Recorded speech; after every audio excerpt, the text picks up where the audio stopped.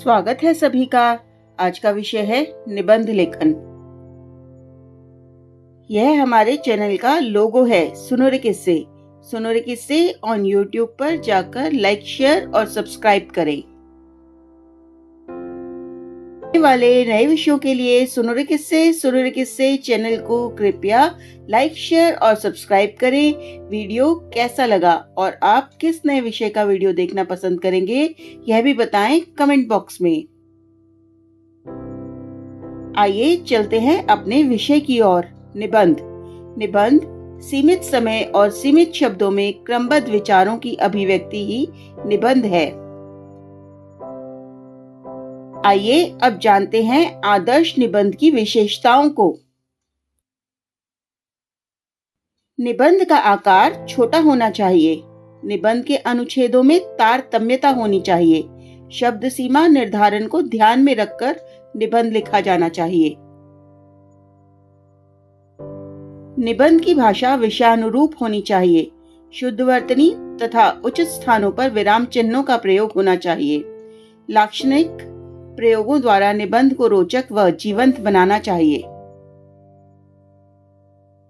निबंध भूमिका, विषय वस्तु, विस्तार व उपसंहार में विभाजित होना चाहिए। उपसंहारात्मक अनुच्छेदों में सारांश को समाहित किया जाना चाहिए। निबंध पर लिखने वाले के व्यक्तित्व की छाप होनी चाहिए। निबंध के अंग। भूमिका, इसमें विषय का परिचय दिया जाता है। निबंध का आरंभ जितना आकर्षक होगा, निबंध उतना ही रोचक होगा।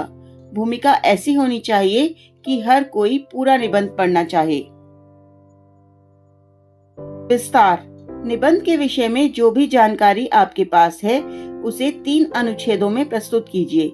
प्रत्येक अनुच्छेद अपने पहले अनुच्छेद से संबंध होना चाहिए।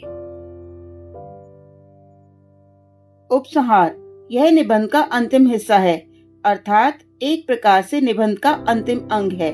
निबंध में कही गई सभी बातों को सारांश रूप में प्रस्तुत करना चाहिए। निबंध के प्रकार। वर्णनात्मक निबंध वस्तुओं, ऋतुओं, स्थानों, दृश्यों, त्योहारों आदि का वर्णन वर्णनात्मक निबंध के अंतर्गत आता है। विवरणात्मक निबंध घटनाओं, यात्राओं, उत्सवों, व्यक्तियों के परिचयात्मक निबंध इसके अंतर्गत आते हैं। विचारात्मक निबंध विचार, समस्या, मनोभाव आदि के विषय में परिचय, व्याख्या या विश्लेषणात्मक निबंध इस वर्ग के अंतर्गत आते हैं। भावात्मक निबंध भावों की प्रधानता वाले निबंध इस वर्ग में आते हैं। ध्यातव्य यानी ध्यान देने योग्य बातें। निबंध लेखन अभ्यास से सुगम बनता है, अर्थात जितना हम निबंध लिखने का प्रयास करेंगे उतना ही यह हमारे लिए सरल होता जाएगा। किसी भी विषय पर निबंध लिखने से पूर्व उस पर स्वयं चिंतन करना चाहिए। निबंध रोचक व सारगर्भित होना चाहिए। निबंध का आरंभ व अंत आकर्षक होना चाहिए। कहीं कहीं सूक्तियों, मुहावरों व लोकोक्तियों का प्रयोग निबंध की भाषा शैली को आकर्षक बनाता है।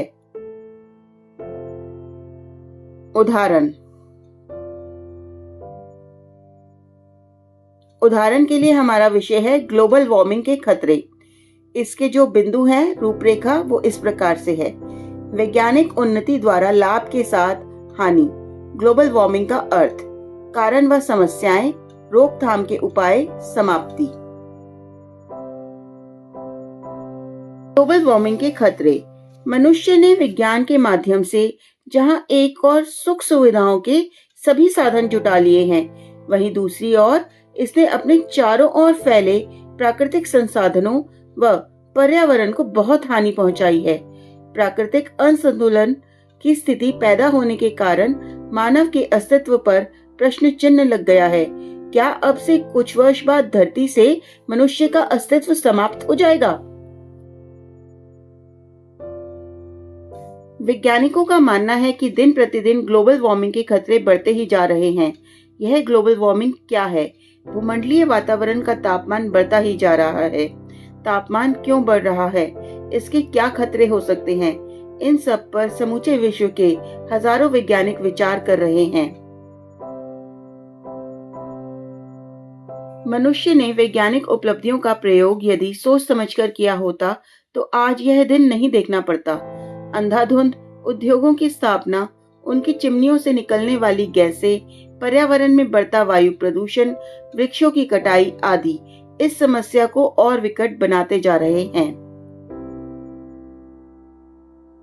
दिन के समय सूर्य की किरणें धरती को गर्माती हैं, रात होने पर यही गर्मी वापस चली जाती है।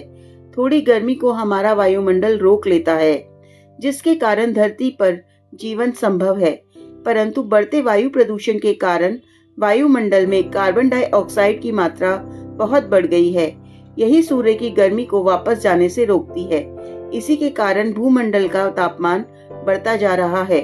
ओजोन की परत सूरज और पृथ्वी के बीच कवच का काम करती है। बढ़ते प्रदूषण ने उसी परत में छेद कर दिया है। भूमंडलीय तापमान बढ़ने से ध्रुवीय क्षेत्रों, हिम नदियों तथा पहाड़ों की बर्फ तेजी से पिघल रही है। इससे महानगरों के जल का स्तर बढ़ता जा रहा है। ऋतु चक्र में भी बदलाव आ रहा है।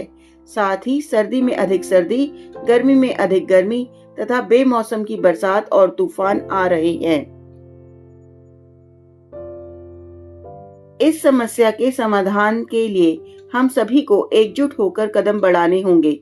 अधिक से अधिक वृक्ष लगाने होंगे जो कि कार्बन डाइऑक्साइड लेकर ऑक्सीजन की मात्रा वायुमंडल में बढ़ा सकें। धुआं निकलने वाली मशीनों का प्रयोग बंद करके प्राकृतिक गैसों जैसे सीएनजी, सौर ऊर्जा आदि से चलने वाले उपकरणों का अधिक प्रयोग करना होगा।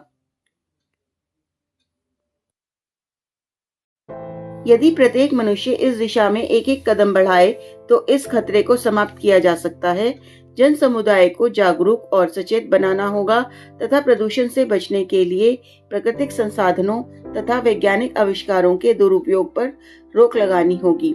आओ मिलकर बढ़ाएं हाथ, धरती स्वर्ग बन जाए यदि मिले हमें एक दूसरे का साथ।